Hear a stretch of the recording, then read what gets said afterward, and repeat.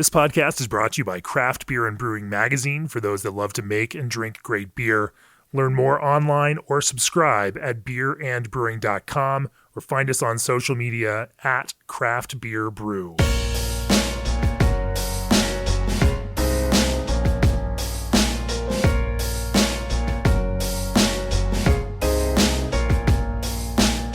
Welcome to the Craft Beer and Brewing Podcast. I'm your host, co-founder and editorial director of Craft Beer and Brewing Magazine, Jamie Bogner. I'm in Wichita, Kansas for today's episode of the podcast.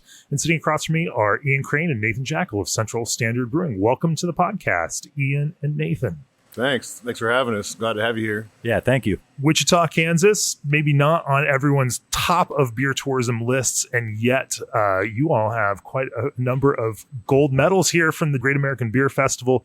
Two, in fact, for two different beers, and a silver medal for another one, making Farmhouse beers and interesting historical inspired beers. We're going to talk about this approach that you all take to those things, making beers with kveiks yeast, both IPAs and more Farmhouse approach to beers using kveiks.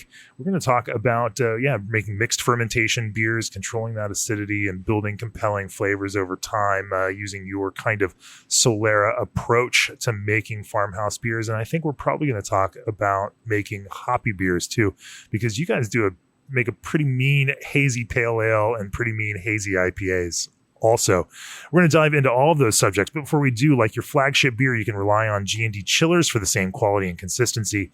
G&D guarantees that every chiller they build will hit 28 degrees without breaking a sweat. They never stop. They draft, they craft, they service each and every brewery, big or small, all in an effort to build one hell of a chiller. For nearly 30 years, G&D's been committed to cold. Reach out for a quote today at gdchillers.com.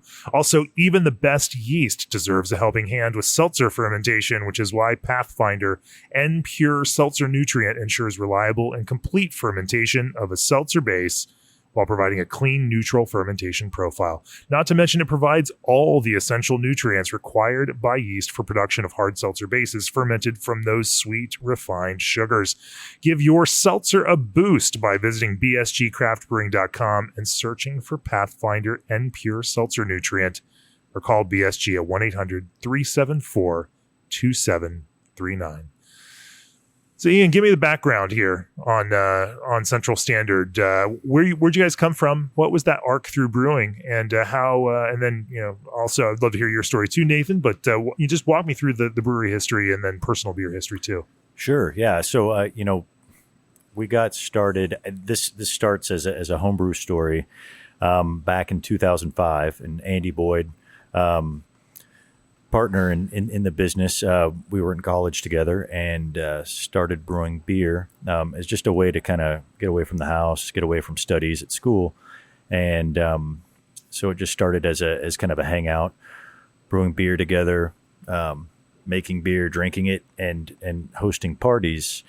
And so loving beer, loving food, we got into doing this back as just as a fun little hobby. I hear you're a pretty banging chef too. It's fun to get on the grill. The rumors have it. Whole hog was something we really got into as well. So built a Cuban style hog pit in the backyard, and that's where it all started. Yeah. And so we got into mixed hospitality. It's just been in your blood since college, huh? It is, and we really got into this mixed fermentation stuff, and we're like, man, sour beers. This is some magic right here. And so we were doing that in 2006, 2007, and of course doing hoppy beers, stouts, all the fun stuff in between those lines of sour and stout. But we definitely loved our Belgian beers and loved mixed fermentation sours, funky beers, and so that was kind of a college project that slowly turned into an idea of building this into a business. I love it. So you just developed this hankering for sour beer in college. Yeah. It is remarkably forward-thinking and forward-looking of you. Yeah, definitely. And we were big fans of Michael Tonsmeyer, and he had a blog back in the day. And right. We could Mad Fermentationist. Yeah, absolutely. The Mad Fermentationist. And shout out to him because he had a blog where we could kind of relate to what he was doing, get ideas with what he was doing. And so he was definitely an inspiration back in 2006, 7, Right. 8. And so it was, definitely some props to him. But so, yeah, it started as a hobby and way to get friends together to eat good and drink good. And then we finally got a business plan together. I had moved to Vietnam for a year with my before she was my wife. So we kind of took a year to get away before we had kids, but put a business plan together. Came back in 2012. It was mid 2011 maybe, and then kind of hit the ground running. Looked for a building, secured a spot, and in 2013 bought a building, and it took a couple of years to get the building renovated. We had to deal with a zoning issue across. We have a park across the street from us. We're in a cool little neighborhood. So, God forbid you should put a brewery across the street from a park. Yeah, that definitely, causes alarm with the city of why would you do that? Yeah, we don't want a brewery across from a park. You can't corrupt the youth like that. No. Yeah. So long story short, we got the approval from the city and opened our doors in late July, early August of 2015. Yeah. So we're 6 years strong now, and yeah. Nathan's your beer history parallel that of Ian's? I definitely kind of found my way to sour, funky beers at a relatively early age. Like most of us, started drinking, and once I was old enough to go somewhere legally to drink, I always give credit to the old Chicagos of the world for breaking me into, things that were not around at the time. I'm a little older than these guys, and so Sure. The availability of beers were not quite as good as they are now, obviously.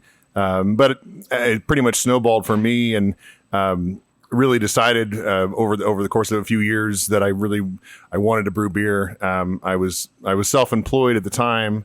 I had a little aquarium business that kept me busy. That gave me a little bit of a jump start into water chemistry and also free time to get to brewing a little bit. And so I was able to get my foot in the door at the time of the only brewery in town back in 2012, 11 or 12.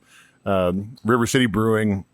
Started there and was able to do some fun stuff there, and that's where I met Ian and Andy. Like they were home brewing and they were bringing in beers that, the kind of stuff that I wanted to brew as well. And we pretty much immediately started vibing with beer. And they had a regular Friday brew over at Ian's house, and I started coming. And pretty soon they asked me to come along, and I was pretty stoked to do it. So yeah, It's fun to watch that kind of arc develop socially and come out of that kind of passion piece where the business came from this thing that everybody loved doing together, and now for sure, even in this kind of commercial environment, it's just a bigger expression of that same kind of thing.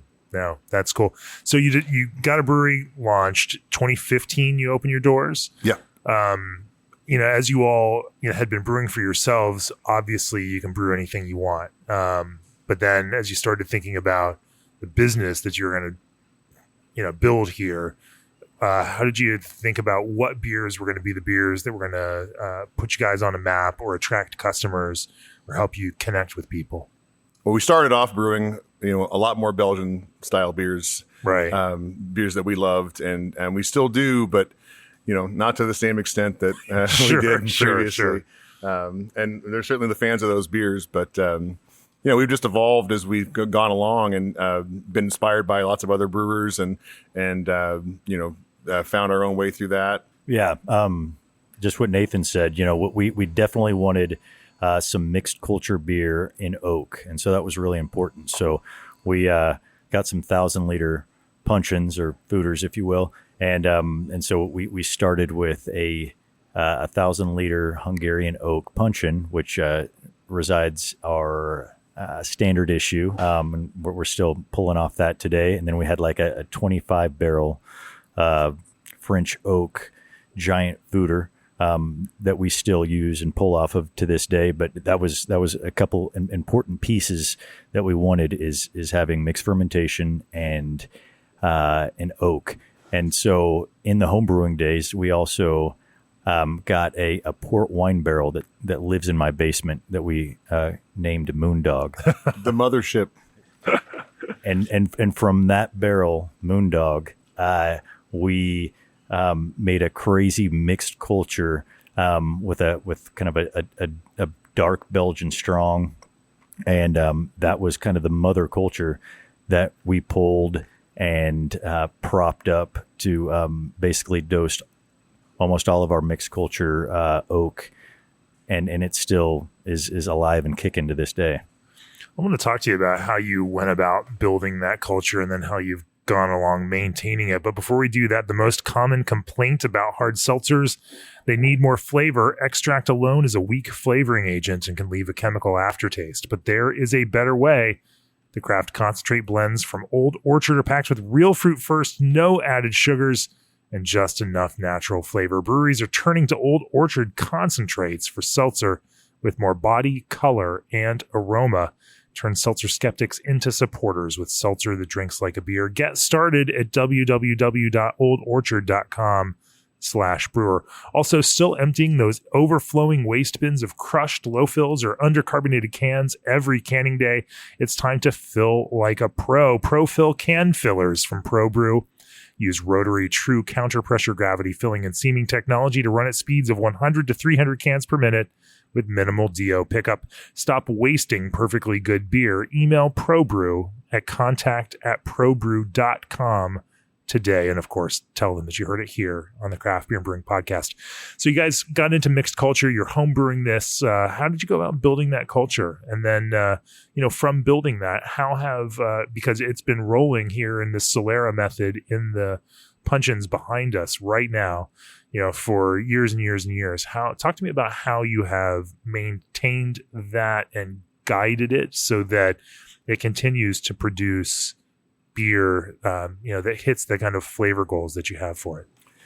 Right. So, back when we got the Moondog barrel going, there used to be this program called Belgium in a Box.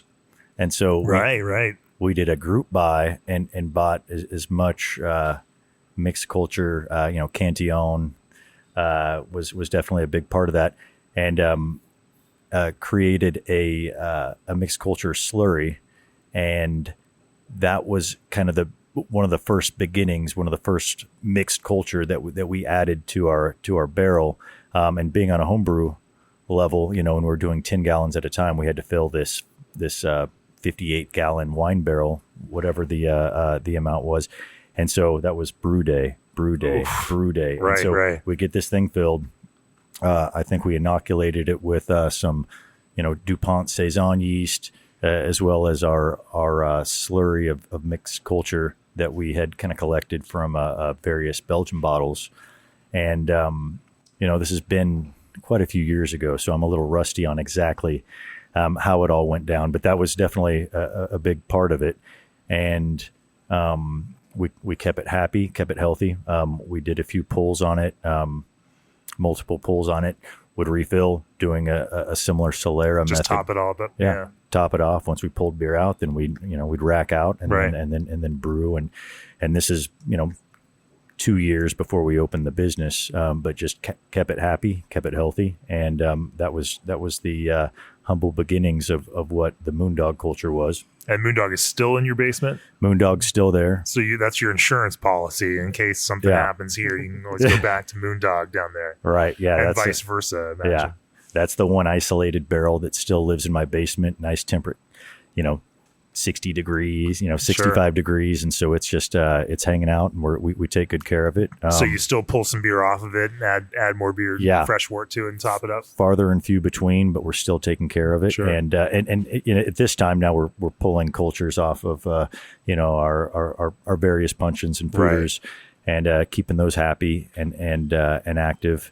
But you still got to show love to the mother culture. Sure. So she's in good hands. So with this, this grisette, the standard issue, which you have been recognized for, that is now living in the puncheons behind us right here. We were just tasting some before we started the podcast, pulling some samples. As you're talking about, like, you have the same base in these two parallel puncheons that are identical sizes sitting right next to each other in the same kind of environment.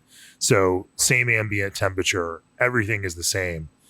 Over the years, they have developed different flavors, slightly different flavors. Absolutely, yeah. And, and so sometimes you will blend between the two. Sometimes you will, try to adjust, certainly the growth of acidity is something that you want to control for. Talk to me about the kind of steps that you've taken to massage, as you rebrew and then, pull beer off and blend between the two, add more beer back in, how you've, worked to, again, kind of keep it going in a direction that you enjoy so that it makes beer that tastes the way that you want it to taste.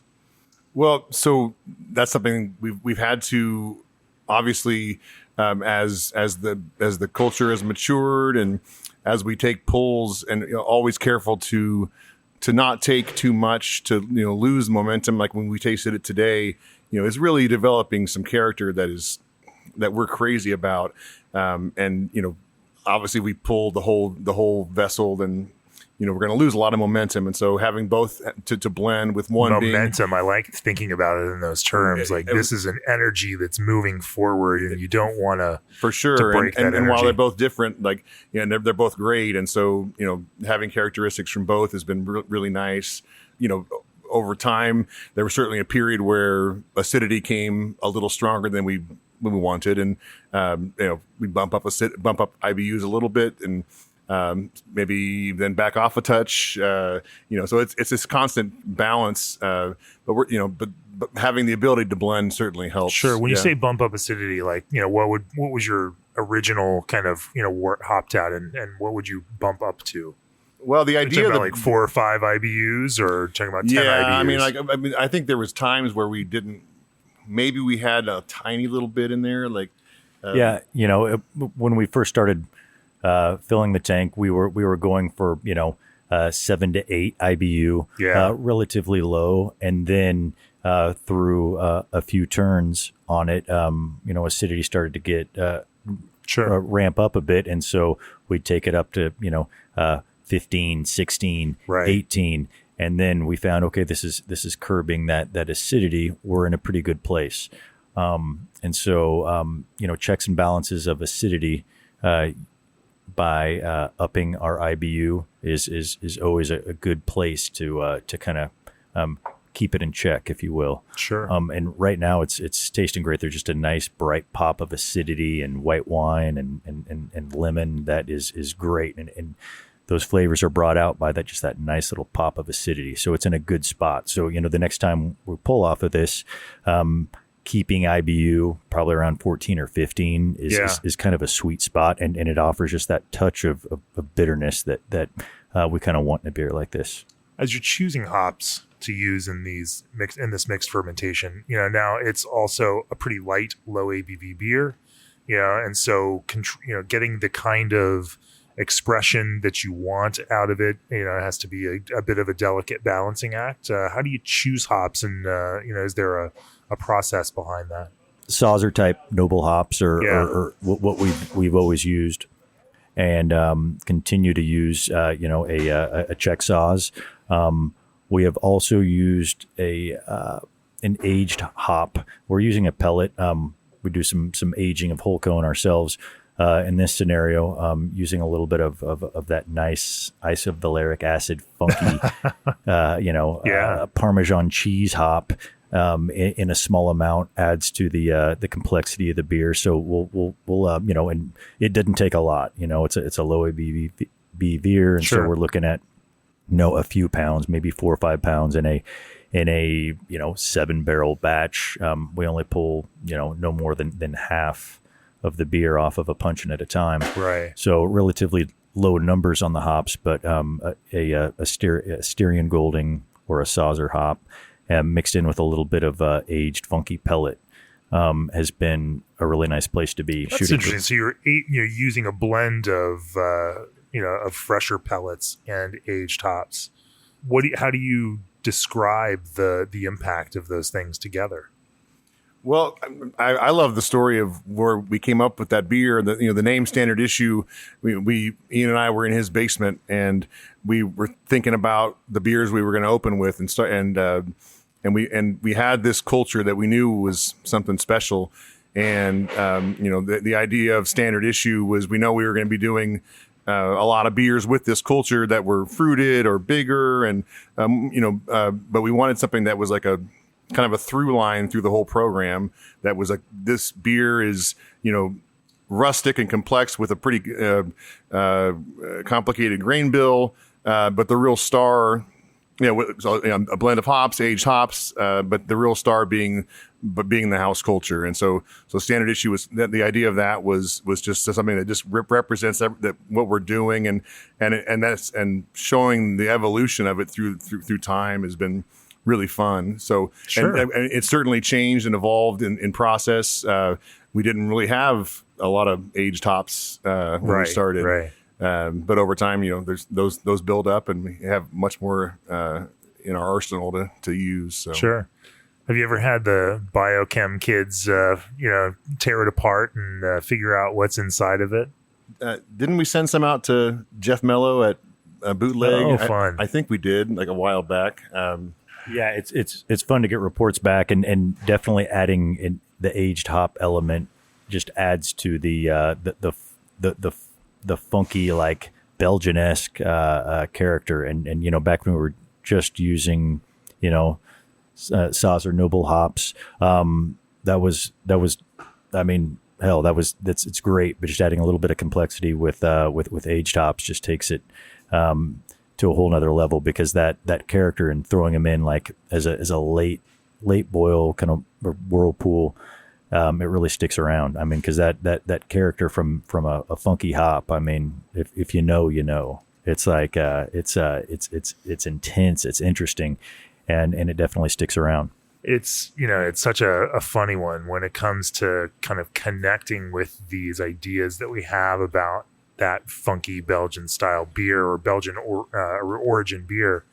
That is such a difference, that if it doesn't capture some of that funky weirdness, or some of those kind of sulfur compounds that just sell this idea of of complex funk and minerality and whatnot, then it feels more one note, and that finding aged hops has made such a difference for American funky sour beer makers. Absolutely. I mean, we're all, as brewers of these kind of beers, we're all chasing those those lambics and goose that have blown our minds, right? And so, not just to copy them, but because that's the being inspired by them, depth of complexity that you find attractive. And over time, we've been lucky enough to have some vessels, these guys, other barrels, our food, other fooders, where we're seeing hints of that real elusive funk that we're all chasing, right? So sure, it's pretty exciting. Yeah, and when we find it, and there are breweries like of course Jester King and Beechwood and others that have just figured out ways to nail that character. And it's reflected, even when we taste those, because, and I think in a lot of ways, those of us who love these styles of beer have that romantic notion, attraction to the experience of drinking those beers in Belgium. And when you can kind of capture some of that character, then it just becomes that kind of reminder. Even better when it captures some of that character, but also connects to your terroir, your brewery too. That's what we've always tried to use. We use a lot of, being from Kansas, we grow the best wheat in the world. So it's a bold claim, my friend. I mean, ready to stand for it. Okay. We use a lot of raw wheat. And there's certainly raw wheat in Standard Issue and a lot of our other beers. Even we use raw wheat in IPAs. We use it in a lot of beers because we love it, and it's a direct connection to Kansas. So sure. Yeah, I love the wheat. Kansas, we're in the bread belt. What do we call it? Bread basket. The bread basket, sure. Okay. Yeah. But anyways, tons of wheat's grown here. So we go just up the road to Kaufman Seed, and there's a cool little like Amish community up there. So you see a lot of horse and buggies, and you got to slow down because you're in horse and buggy country, so you don't want to be speeding by. But so it's about. I have come across some of those road signs, the yellow road sign with the horse and buggy on it, like warning horse and buggy ahead. Sure. So about an hour north of here, we head up there and go to Kaufman Seed and get their winter red wheat. Yeah. Red wheat's a nice hardy wheat that sprouts in the fall and then kind of lies dormant and gains moisture through the wintertime, and then continues to grow through the spring and is harvested in our neck of the woods, around late May, mid-June, and it's a nice wheat that we like, and we look for kind of a higher protein content at like 14 to 15%. So we'll look through a few different variants that they have and shoot for a little bit higher protein content. Kind of helps with protecting the body of the beer. So we definitely look through the notes and see what's available and shoot for just a little bit higher protein. And most of these farmers are like, "Oh, you don't want high protein? That's great." And because they shoot for lower protein, but we're searching for. You're going to take the stuff off their hands that they can't. They don't want to sell to other people. Indeed. So that with another kind of an ancient cousin. Relative of wheat is spelt, and so we use a flaked spelt as well, and that's going to be a bit higher protein content as well. So flaked spelt, red wheat, some toasted buckwheat is something else that we like in a small percentage. So we add that to the grist as well, and a floor malted pilsner is also kind of part of that of the layering process there, and this is standard issue that we're talking about. Yeah, and we're still on standard many different issue grains. And so there's been an evolution with it, and sometimes we've got some oats. Sometimes we pull it out. We traditionally always have the buckwheat, and we have some native Kansas wheat, and so those are a couple of things that are always in it. But we've kind of had a revolving door of different adjunct grains that we'll pull out depending on what we've got available. In the time of the year, but we like to have some nice kind of raw components. Sure. And some definite things you'd find on a farm that's readily available. Spelt is sometimes in it. Sometimes we'll pull it and we'll just have Kansas red wheat along with. But Pilsner is always part of our base. Is there a particular Pilsner malt that you're attracted to? Wireman. We got the overalls. We got to give them props. That's right. Some floor malted. Sure. We use that, and Barca is a beautiful Pilsner. So that's always top of the list. If we've got it, we're going to use it. Yeah. No, it makes sense. What kind of percentages do these normally break out into in terms of base malt versus some of these sprinklings of specialty malts that you work into standard issue? I mean, we might go, base malt might be 60-65% with raw red wheat upwards of 22%. We might throw a touch of Abbey malt in just for a little bit of a crystal character, but in relatively low numbers, like 3.5%, and then in like a flaked spelt, 3%, 3.5%. So relatively low numbers when it comes to, adjunct. Our buckwheat is about 1.5% to 2%. Can you really taste it at 1.5%? The buckwheat can be. That's why it's so small. Because the buckwheat being toasted, especially, it can get really dominant. Yeah, just a touch. It's got a strong toasted flavor. So just a little bit is a nice, very low level that we always throw in at as low as 1.5%, upwards of 2.5 to 3, but not much over that, because it just adds that little bit of toasted quality that we're looking for, and we don't need much more than that. When it comes to the culture, have you added Brett's at any point to that? Has there ever been a point where you're like, I just want to give that bit a little bit of boost, or are you still rolling with the original culture as it's developed? The original culture is still doing a great job. We have added Saison yeast before, so just a nice healthy Saccharomyces, sure. Just to kind of get some sac into play again. Right. And so, every year and a half or so, we might build up a nice healthy stir plate of Saison, depending on what Saison yeast we're using. Might be a Blagi, might be a blend. Kind of depends on what we've got on hand, what we're using. But pumping that in as we're kind of doing our next, our next turn on it. Seems to kind of keep everything healthy. Sure. Keep our bacteria and our Brett in check, and it just kind of like it's just kind of like a shot in the arm of some nice sack, and it seems to do well for us. Yeah.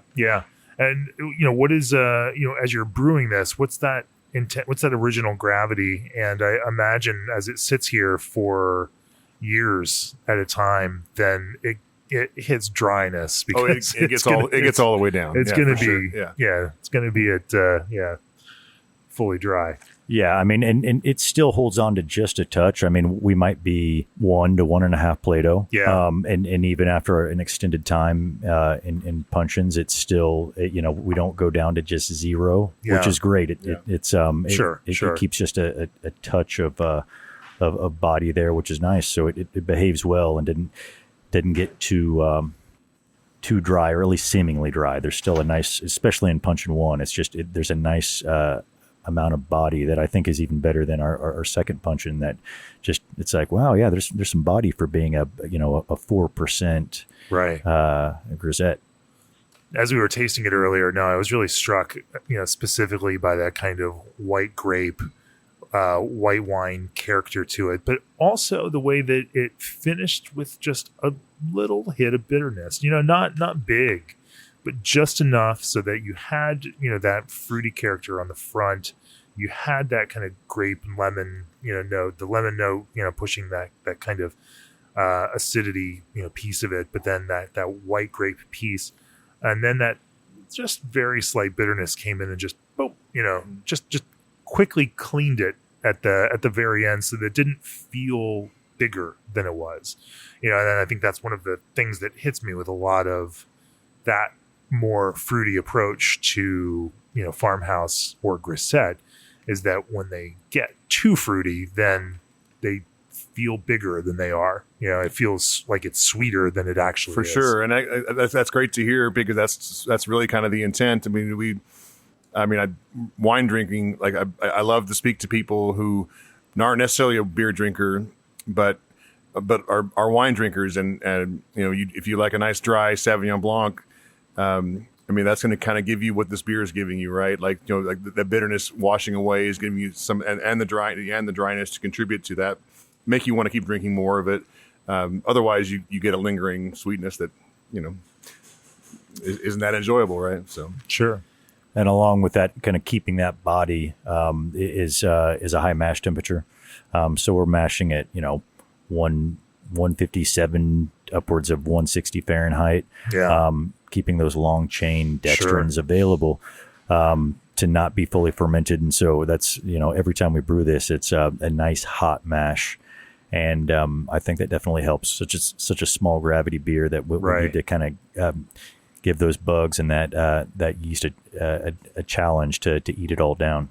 And definitely a single infusion mash, because you are on a pretty small 10-barrel system here, and making it work for we've tried we've done steps, we've done it all.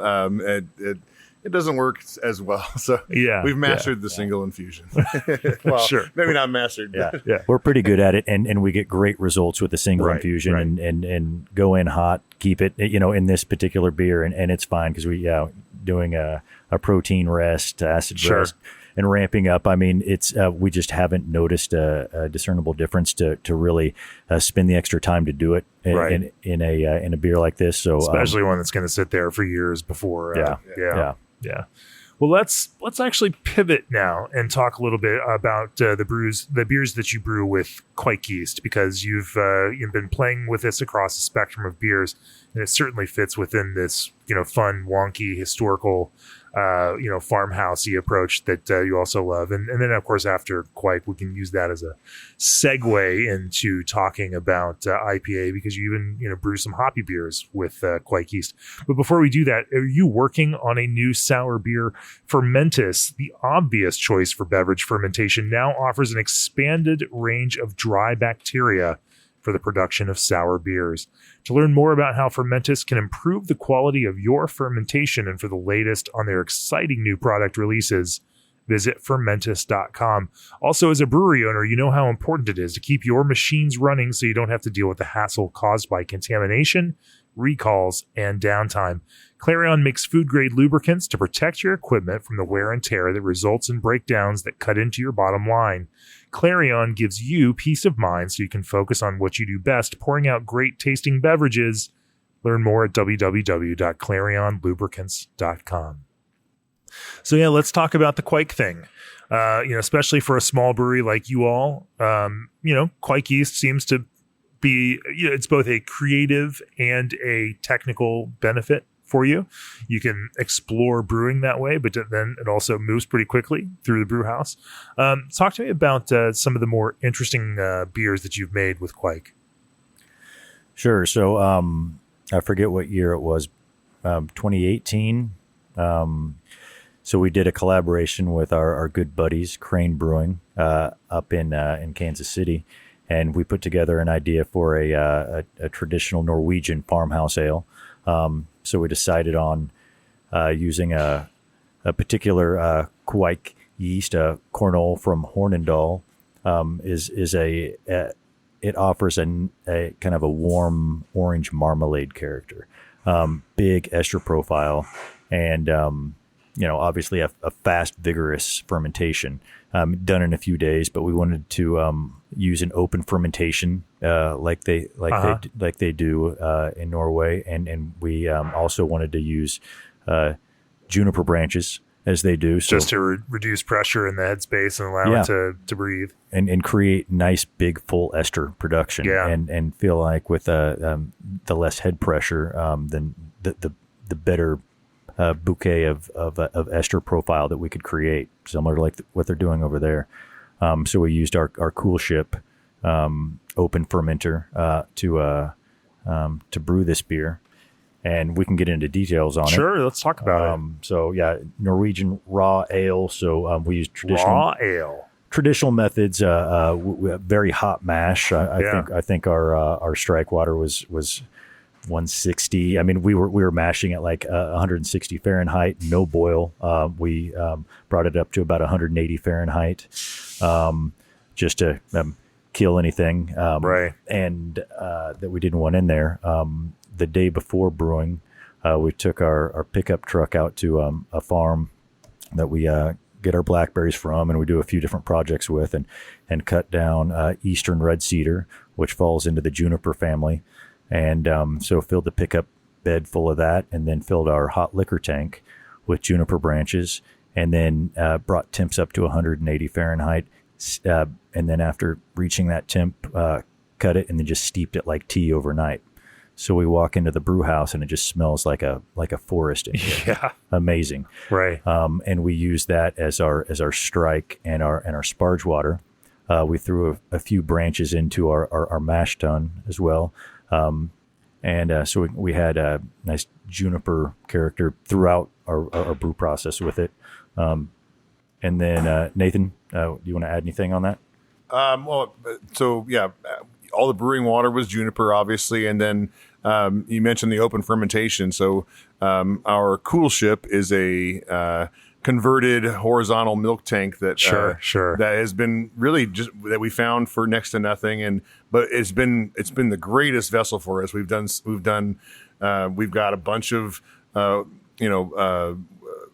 spontaneous beer in barrels over there doing weird stuff, and we've been able to use it for open fermentation on a number of things, including this. This yeast is some of the most bizarre yeast you'll ever come across, right? And in an open fermentation format, it really shows that we had these basketball-sized plasticky bubbles.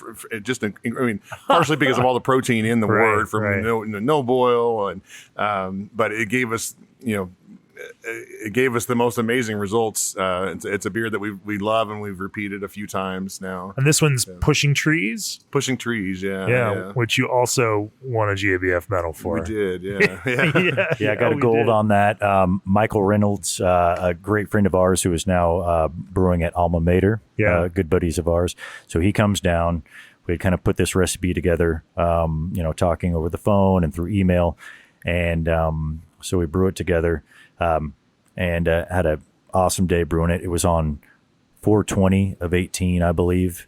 And we definitely enjoyed the day and had, well, you can do that in this state, right? Yeah. No, well, I mean, No. yes. Oh no!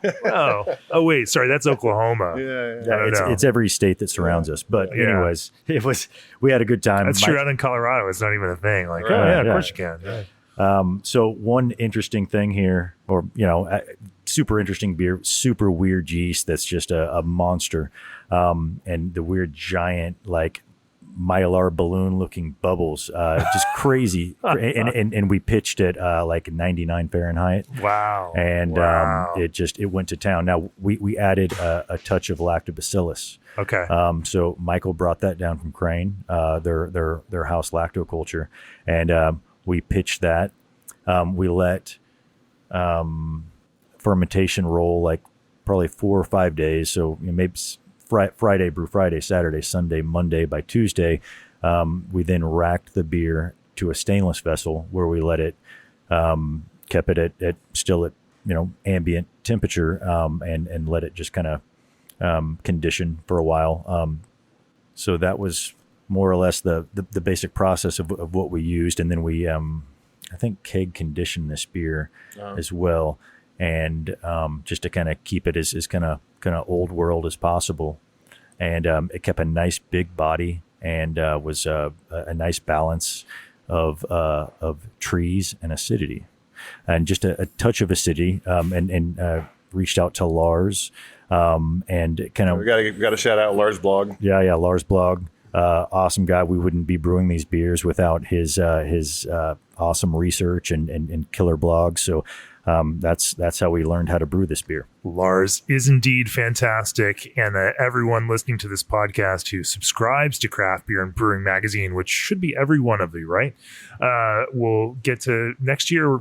Lars is going to pen the Style School column for Craft Beer and Brewing Magazine and explore a variety of farmhouse ale traditions, from various parts of Europe and the world. And we're excited to have him on board with Craft Beer and Brewing. That's great. Magazine. We were inspired by and followed his blog for a period of time, and then we're able to send him some of this beer, especially after we won the gold for it. Right. And we got some feedback from him that we were really excited about. So Nice. Yeah, Lars is a great guy. So big props to Lars. This wouldn't happen without all his awesome research and sharing of all the things he's found. Yeah. As I'm smelling this, it's this curious mix of I wouldn't even call it woody, but you're right. There's that little almost juniper berry-ish, but not quite berry, quality to it. A little bit of greenness, but a lot of like, just this edge of green tropical fruit too. it's something we found is that the wood character, the tree character, sort of reacts like hops. Like some of the really delicate aspects of it fade quickly. Some of it sticks around, but then it changes over time. So it's really cool to see how this thing evolves and the similarities between a tree branch and a hop. Yeah, indeed. Using tree branches as you would hops, and it's a fun way to see how these kind of age out. But you weren't using them like you'd use hops. You were we steeping them and then using them in the water, which is funny. And you don't know this because you haven't heard it, but it does fall back to a conversation I had with Marika and Aaron at Scratch, because they were talking about using tree elements. And in that conversation, they were talking about, like, we first tried to use them like hops and tried to, in the, post fermentation and as this kind of dry tree process. And it's like, didn't work that way. Like, but it worked when we put it in at the very front and we went through this cooking. And so Cool. it does seem like, by doing it, that obviously this is a no boil beer. And so you're not, you're only getting it so hot, but it is sitting there a long time under some temperature in order to kind of, foster this extraction process. But then you're right, it goes through this transformative yeast process also. You're almost biotransforming the tree here, aren't you? For sure. And we found that steeping the branches in the hot liquor tank overnight, hitting 180, and then just letting it steep overnight created that was the tree elixir that we wanted to sprinkle over our grain bed, and that's really kind of one of the bigger kind of like impacts of the trees had was that overnight steep. And we threw a few branches into our mash tun, and then we would finish in our open fermenter, our whatever we call it. We call it the DeLorean is what we call it. The DeLorean. Because it has your time machine. It has two doors that open up similar to the DeLorean. It's stainless steel, so it kind of reminds you of a DeLorean. But anyways, we threw branches in to that as well. A couple big ones. Right. Cool looking. You got the Instagram shot on that. So good for the gram. Priceless. So adding a bit more character as well as we had a hot fermentation. So every step of the way we have these tree branches, and it's interesting how after biotransformation, rigorous fermentation, and then this is we've got 2 years on this one here. Acidity has popped a little more on it, and not in a negative way. Entering it into competition, we'd want acidity to be a touch lower, but as far as drinking notes on it, I'm loving this right now. Sure. No, you're right. It is. But because it's a lacto acidity, and it's a kind of straightforward lacto, acidity, and it adds that kind of, it helps sell the fruitiness. Like, it almost feels like this, extra citrus acidity. It really accentuates the orange ester, which we talked about before. I mean, it's like I'm salivating as I'm drinking it, because it's like kind of a kind of a tart orange juice. I can see that. I grew up in Florida, and so we would, fresh squeeze orange Right. juice, and it tastes like unsweetened fresh squeezed orange juice before a company might pour a whole bunch of sugar in it to make you think that you like it more that way. It's what oranges actually taste like. Right. Lars would say keep the acidity down. But that was his biggest no. He said it's very good, but a little more sour than it would traditionally be. But. Sure. In this sense, now when we first brew, it's the evolution is great. But Lars, So you've also explored using kveiks yeast in other forms of beer, hoppy focused beers. Talk to me a little bit about some of those experiments, and how that kveiks yeast works with say a more almost IPA-ish approach to beer. We've recently done one with the guys out of Ghost Town Brewing out in Oakland, California. That came out really nice. Obviously it ferments fast. It gives us a lot of fruit esters that are go hand in hand with an IPA. We've also with a different strain done some quote unquote lagers that are that ferment extremely clean. Sure. It's amazing. Some lager like beers made with kveiks yeast. Right. Sure. Oslo, yeah. Okay. And but it worked great. Able to turn a lager type beer in just a in the time it would take you to turn an IPA basically. Sure. Yeah, shout out to the Yeast Bay. And so Nick was like, man, you want to brew an IPA with some? I would recommend this From Garden Kveik. And so it's huge ester profile, almost no phenol, nice kind of mixed fruit, but big kind of cantaloupe melon thing going on. And we brewed a beer called Crossing Paths, and it worked great. It's a relatively high attenuator and just offers nice esters that work with any kind of Pacific Northwest hop or beyond. I was definitely happy with it and would brew with it again.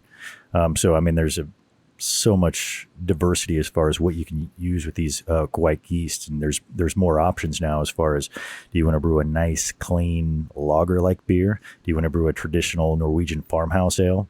Or do you want to brew IPAs? There's a nice catalog of availability. So we're big advocates of the of this newfound yeast, or I shouldn't say newfound, but newly resurrected yeast that's being used here in the in North America. Now there have to maybe not be downsides, but different challenges compared to the way that you might use other kinds of sack strains?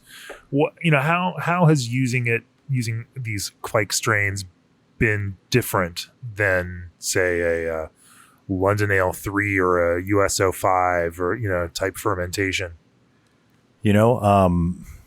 We can treat them relatively the same. We look at apparent attenuation levels, so we might ferment a bit warmer.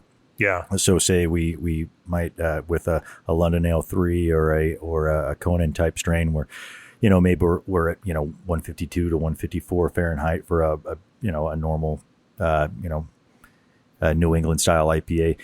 Maybe we'll ramp it up a bit because we're going to get higher attenuation levels. So maybe we'll bump it up to smash higher and make it 156 to 158. Finishes quite as low. Yeah. And so, a slight mash adjustment might be one of the few things that we do. And then also pitching temp, we might pitch it, 176 to 180.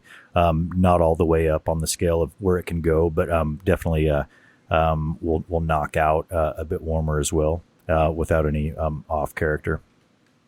Any oxygenation concerns with it? You just do it as you would normally. Yeah, relatively the same. Now, in our Norwegian farmhouse, we add hardly any oxygen, stress it out a bit. I feel, and with the open fermentation and lower oxygen levels, we just pick up oxygen as we bring the wort into the into the open fermenter, and we just pick up ambient air with it. Feel that kind of helps with the ester profile. So we might bring oxygen levels down a bit with it as well, even brewing like an IPA style beer, because it's a super hardy yeast that can stand almost anything. So if you want more ester profile, just stress it out a little bit, and it can definitely show up as with nice flavor character from a little bit lower oxygen. You can make your kveik yeast, that's one thing. Show more character. In the cellar, the times when it's sitting, dormant in a brink, like it stays active. Yeah. Whereas, you wait a couple weeks on a regular sack yeast, and we waited too long. But that stuff's going to be ready for you pretty much whenever. Really? Yeah. That's great from a production standpoint. Yeah, you can bring it back from the dead. I mean, it's you could leave some in a brink for weeks, a month. I think we used some Oslo that had been sitting back there for a couple of months, and we fed it some wort, and it was just ready to rock and roll again. It's the stuff is like is unstoppable, bulletproof, which is great. On a lot of different levels, it's so you wonder the history of this stuff and what it went through, because it's some of the hardiest sack yeast we've ever used. Well, it lived on a wreath, so it's going to be great in a brink. So. Right. That's amazing stuff. What's the next kveik based project that you guys are excited or interesting in? I mean, I know you have to have some ideas. I know there's a lot of brewers out there that have gone, have gone crazy with this stuff, and I feel like we've really just begun to scratch the surface. We've done a couple things. Like you mentioned the farmhouse, the IPA, lagers, but I think we're really just scratching the surface. Like, I think implementing that more into other styles is going to happen. Definitely impressed with the Oslo. Doing more lager-esque beers with Oslo is something that we were pretty intrigued by on the couple of times we used it doing like a Keller-style beer. And we're like, man, quick turn, nice and clean. It's just it's a fun off-the-cuff yeast to use that we can get relatively quick turns on. So I'd say we'd kind of go down the route of some cleaner style beers with it, and of course when we hit April again next year, we're gonna do our traditional Norwegian farmhouse ale as well. Yeah. You have a small system here and not a whole bunch of tanks, and so sometimes that speed becomes an important piece of the equation, being able to kind of move through and make these beers.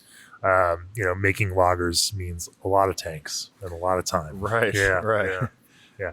Let's talk a little bit about, again, hoppy beers. I know I mentioned at the top, and we were talking before we started the podcast, because you in particular, as you are in day one of a 3-day process of brewing your, what you might call a flagship Wizard of Hops, the one beer that gets out into regular distribution, that you all produce.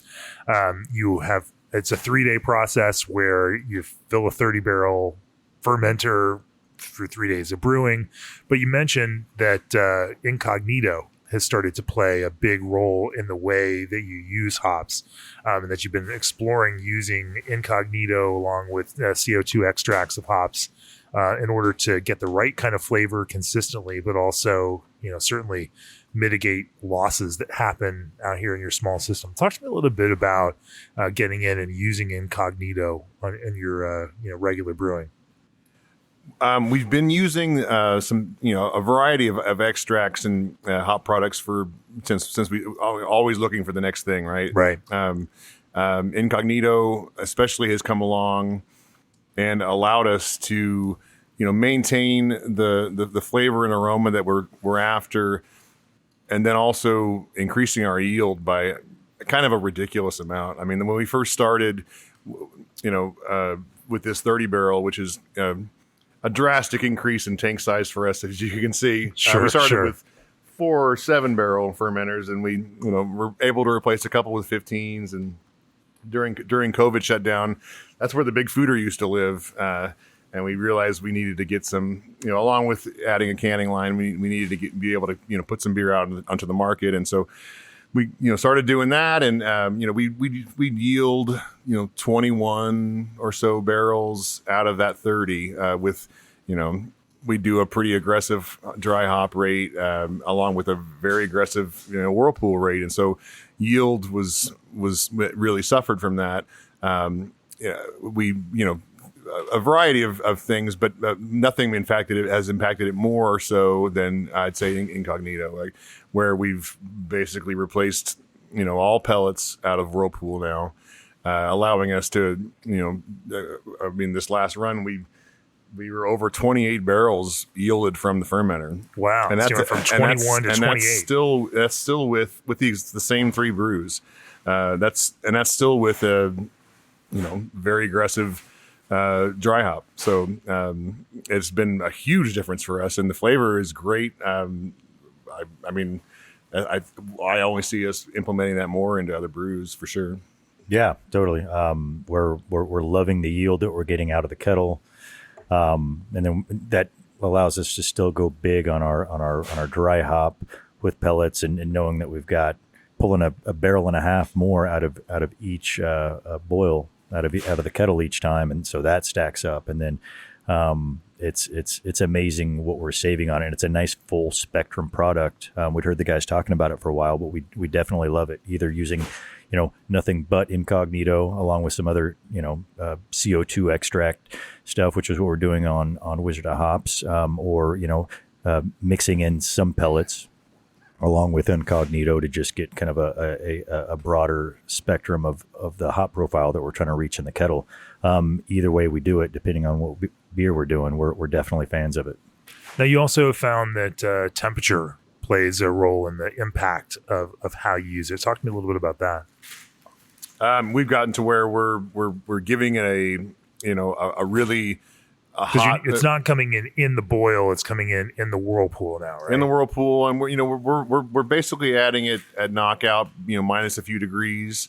Minus a few degrees. Well, I mean, say we're I'd say average we're adding it at 205 or. Yeah, we've experimented with it, like all over the place. But, 210, and thought, okay, we're picking up a touch more than what we're looking for this beer. Taking it down to like 205 to 202 has been kind of a sweet spot on a specific beer. And it's a very flowable product. We keep it cold, but when we take it out, first we just try sitting on top of the boil kettle, and it's still a little sludgy. So we're taking our 180 degree hot water from our hot water line, and giving it a bath in that. And the more flowable the incognito is, the better it's going to blend in to the wort, and depending on what temperature the wort is as well. But the idea is to really get it blended in. So heating it, the jug of Incognito is definitely helpful in getting it blended in. So that's one thing we've taken away from it. And then when you do choose to, from time to time, throw some extra pellets in there just to, just for the character that it adds. You can't get every hop available in Incognito. Yeah. So that's the problem. I mean, you're limited on diversity of hops you can have. So sure, Wizard of Hops, we're looking for big yield on that. And we used kind of the Incognito. We maybe cut down a touch on what we had as far as pellet goes, but it's we're not seeing any real negative differences in our flavors when we're doing a nice big dry hop with it. So that works great there. But in other beers, we're definitely blending in some pellets with it as well. And so having that pellet along with the Incognito, you just it offers just a touch more complexity in some beers. And so but then at the end of the day, if you've got 4 pounds of hop pellets as opposed to 14 beforehand, I mean, you're still taking a lot more beer to your fermenter. So it's been a fun product, and we heard guys talking about it for the last year or two since it's been out, and we're like, sure, let's jump on that. And then you did it. And then you're like, why didn't we do this sooner? It's a nice product. Well, and there's just so many more coming out. Just being at CBC this year, there's they've all got different, I mean, the same idea, but going, and we've been talking about when is this going to come, and I'm sure they're all working on it. But that's the next step is we're instead of losing a whole bunch of beer through dry hop, then maybe we start replacing that. I mean, I'm all for it. Sure, Incognito Salvo, I guess, is another Salvo Hopsteiner. Props there, right? And so I know that's a new product on the market, but I'm definitely interested to see how that works. Spectrum Yeah. Let's back out a little bit. What's the big picture goal for Central Standard? What do you think success looks like for you all? And where do you hope to be, in 5 years or 10 years? I know when we started, we wanted to create a place where people wanted to hang out, right? I mean, I think that's, if you it's just are like the involved old in a college brewery, parties, right? I mean, and that's it's so important, right? I mean, you can have the best product, whether it be food or drink or whatever, but if your place sucks, I mean, so there's that, and I also go to liquor stores, and it's tough, man. Like that game is tough being on shelves, and we've delved into it a touch, but I think the magic is the tap room, and COVID allowed us to expand our space outside, and then now we're going to be able to keep that, and that's basically doubling our capacity, right? So it's a huge thing for us, and then maybe having other spaces, other bars to belly up to. I think that's where I see things. You built a funky kind of eclectic tap room here. Looks like it could be a mid-century modern consignment shop of sorts. That's thanks to Ian's wife, Summer. Summer, always killing it on that design. Always hitting the Facebook Marketplace and the Craigslist. We've got couches stashed back. We rotate them out. Sure. But yeah, definitely a production facility in another location where we could then foster other tap rooms within the city is an idea, and package more product is something that we've always talked about, and we're looking at pulling the trigger pre-pandemic. So it's something we're still looking at, but we definitely just kind of slowed down and taking care of our current location and taking it easy. There's no rush, but we do see a production facility at another spot on the horizon at some point. We're thinking. Sure. I mean, you can't not do that. No. Well, I appreciate you guys talking to me about this. G&D chillers will hit 28 degrees without breaking a sweat. Pathfinder and Pure Seltzer Nutrient ensures reliable and complete fermentation of a seltzer base. The craft concentrate blends from Old Orchard are packed with real fruit first. Pro-fill can fillers from ProBrew use rotary, true counter-pressure gravity filling and seaming tech. Try fermentous dry bacteria for your next sour beer and make your system 100% food safe with Clarion lubricants. Of course, If you'd like to support this podcast, go to beerandbrewing.com and click on the subscribe button. We bring you great brewing content from some of the world's most inspiring brewers in our all-access subscriptions bundle magazines with exclusive digital content and video classes that you can't find anywhere else. We have some great video classes primed to release over the next few months, and you won't want to miss them.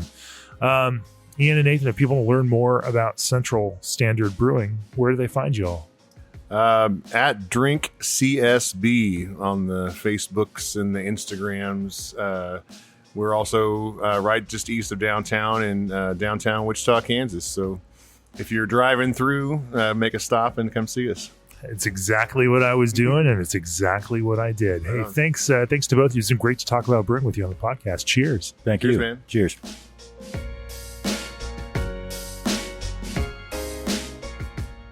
This podcast is brought to you by Craft Beer and Brewing Magazine for those that love to make and drink great beer. Learn more online or subscribe at beerandbrewing.com or find us on social media at Craft Beer Brew.